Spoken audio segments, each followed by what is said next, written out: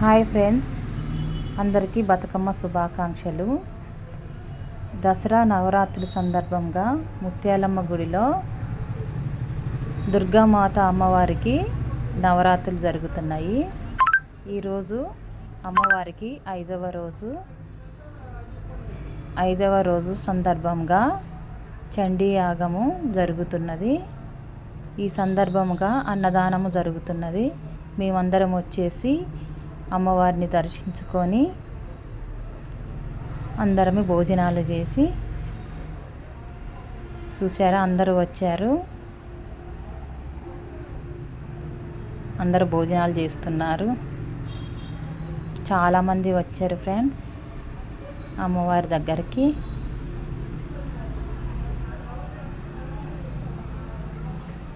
అమ్మవారిని దర్శించుకున్నారు, భోజనాలు చేశారు.